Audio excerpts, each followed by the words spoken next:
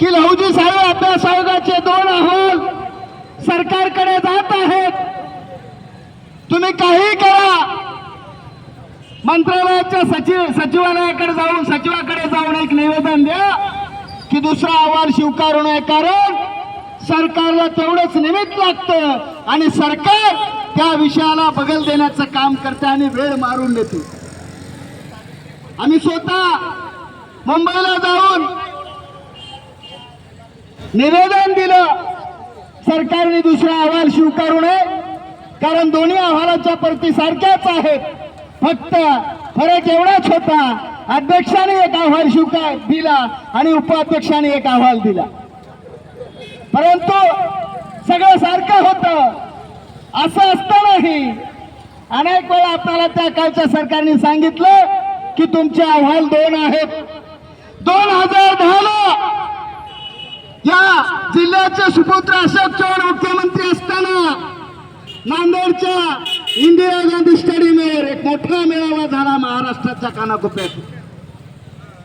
त्याही कार्यक्रमामध्ये आपण सगळेजण म्हणत होतो आपले मुख्यमंत्री आहेत ते आता आरक्षण देणार आहेत.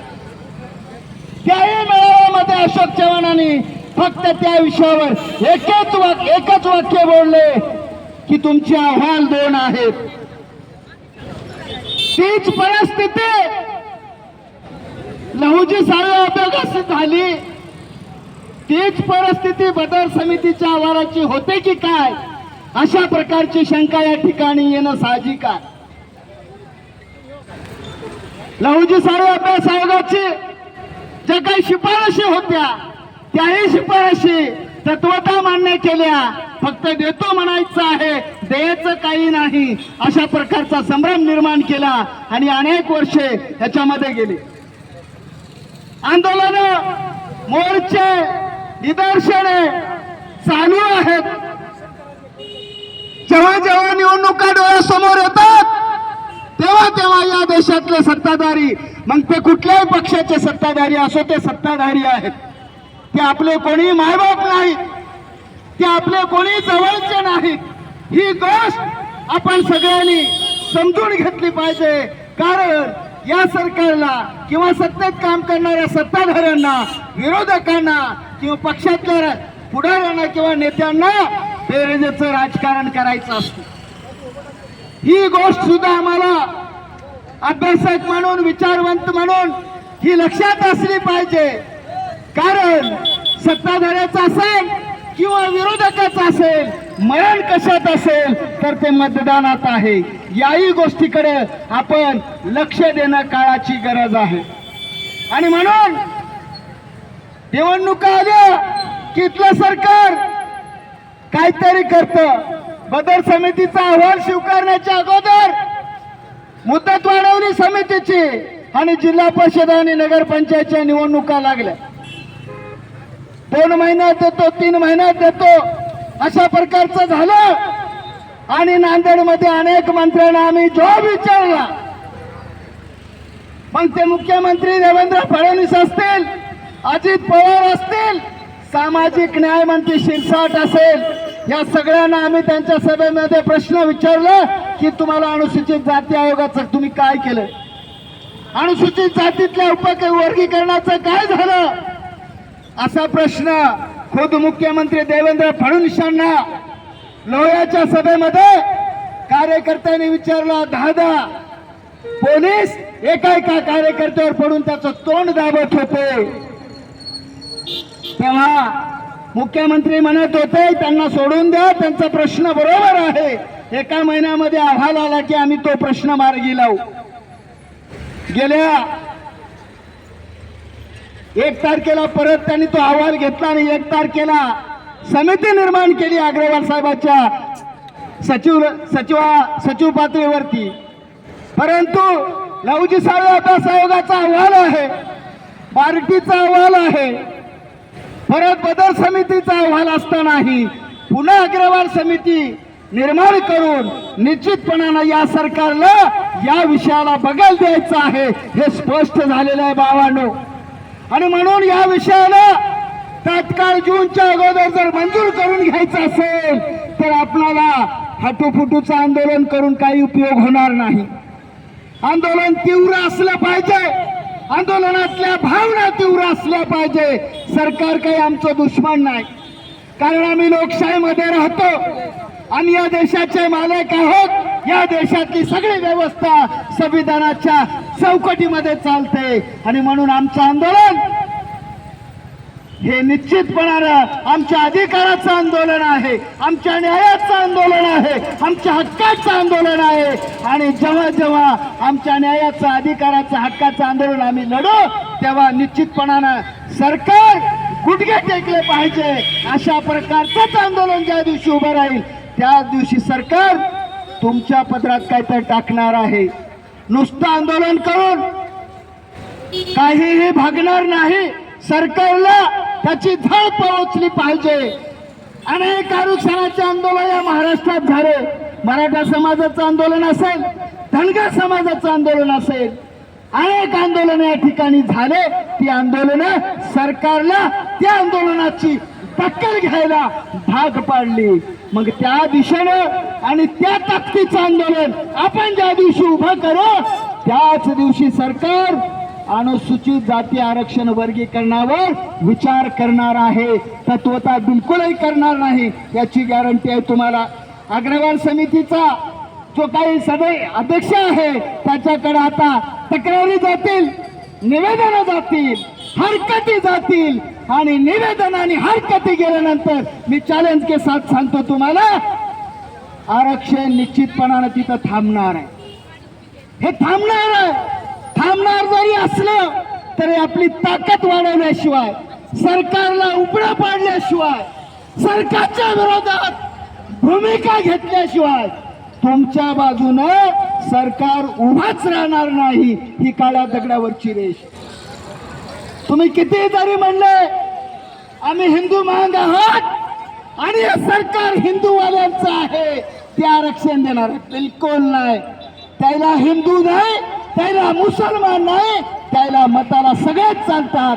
फक्त त्यांना लोकांची प्रश्न लांबणीवर ठेवून, अडगाळीत टाकून, दिशाभूल करून, वेळ मारून नेणे आणि कायम सत्ता भोगणे हा एवढाच अजेंडा आहे. या महाराष्ट्राचा मुख्यमंत्री अतिशय धूर्त आहे, अतिशय कपटी आहे. आणि म्हणून ह्या कपटी माणसावर तुम्ही अजिबात विश्वास ठेवू नका. त्याने भल्या भल्याची जिरवलेली आहे. तुम्ही आम्ही तर फार लहान माणसं आहोत, आपली काही अवकात नाही. आणि म्हणून तुम्हाला जर या विषयावर काम करायचं असेल तर निश्चितपणाने आंदोलन मंत्रालयाच्या पुढे अतिशय तीव्र झालं पाहिजे. त्याच दिवशी तुम्हाला सरकार विचारणार आहे. जास्त बोललंच पाहिजे. 5-5, 10-10 पोलीस स्टेशन मध्ये केसेस आहेत आमच्यावर अनुसूचित जाती आरक्षणाच्या वर्गीकरणावर. आणि म्हणून आमचा अधिकार आहे बोलायचा. काही लोकांना 25 वर्षाखाली हा विषय कळाला, काही लोकांना 10 वर्षापूर्वी कळाला, काही लोक आज याच्यात इन्व्हॉल्व झालेत. म्हणून हा विषय सातत्यानं 30-35 वर्षे इथपर्यंत जर कोणी आणला असेल तर सामान्य पोरांनी आणलेला आहे, सामान्य कार्यकर्त्यांनी आणलेला आहे. त्याच्या भाकरीवर, त्याच्या मजुरीतल्या 1 रुपयावर हे अनुसूचित जाती आरक्षणाचं वर्गीकरणाची लढाई इथपर्यंत आलेल्या भावांनो. आणि इथून ही लढाई तुम्ही या समाजाचे कर्ते धर्ते म्हणून, अभ्यासक म्हणून, विचारवंत म्हणून तुम्हाला हे अतिशय ताकदीनं, इमानदारीनं, प्रामाणिकपणाने पुढे घेऊन जायचं आहे. ही जबाबदारी आपल्यावर आहे. ही साधी सुधी जबाबदारी नाही. नाही तर येणाऱ्या काळामध्ये आपल्याला समाज खुले जाऊ देणार नाही, सोडणार नाही. कारण सामान्य माणूस आजही या आंदोलनामध्ये सामील होताना दिसत नाही. त्यांच्यापर्यंत जाणं, त्याला या आंदोलनाचा भाग बनवणं, त्या दिवशीच हे आंदोलन तीव्र होऊन न्यायाच्या दिशेने जाणार आहे. आणि ह्या पद्धतीने आंदोलन केल्याशिवाय आपलं काय होणार नाही. नुसतं आपण सगळे, माझ्या सहित आपण सगळे नेते आलो होतो, सगळा समाज अजून आलेला नाही. म्हणून त्यांना हे आंदोलनात आणण्यासाठी आपण काम केलं पाहिजे, तरच तर हे आंदोलन पुढे जाणार आहे, नाहीतर जाणार नाही. ही खरी गोष्ट आहे. येणाऱ्या 27 तारखेला निश्चितपणे तुम्हाला सांगतो, आझाद मैदानावर मुख्यमंत्र्याला गुडघे टेकायला लावल्याशिवाय आम्ही स्वस्थ बसणार नाही, हा निर्णयाचा इशारा देऊन मी या ठिकाणी थांबतो. सरकार हे तुमचं कोणाचंही नाही, सरकार सरकारचं आहे. आपली मागणी न्यायिक आहे. कोण काय म्हणाले याच्याकडे न लक्ष देता, ज्या बाबासाहेब आंबेडकरांनी, फुलेंनी, शाहूंनी जी काही आरक्षणाची परंपरा या ठिकाणी घातलेली आहे, त्या परंपरेनुसार आम्ही माणसं आहात आणि आम्हाला जगण्याचा, शिक्षणाचा, नोकरीचा, साधन संपत्तीचा अधिकार आहे. आणि आमची माणसं आज ह्या सगळ्या मूलभूत गरजेपासून उपेक्षित आहेत आणि ते काम सरकारचं आहे. सरकारवर संविधानानं दिलेली ती जबाबदारी आहे. म्हणून हे सरकार न्यायालयाचं ऐकत नाही, संविधानाचं ऐकत नाही. आणि म्हणून तुम्हा आम्हा सगळ्यांना संविधान हातात घेऊन न्यायाची आणि अधिकाराची लढाई लढावी लागणार आहे.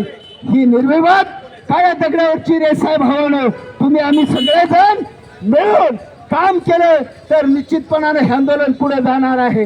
आणि म्हणून तुम्हाला अतिशय ही निर्णायक नेकीनं आणि तेवढ्याच ताकदीनं ही लढाई लढावी लागणार आहे.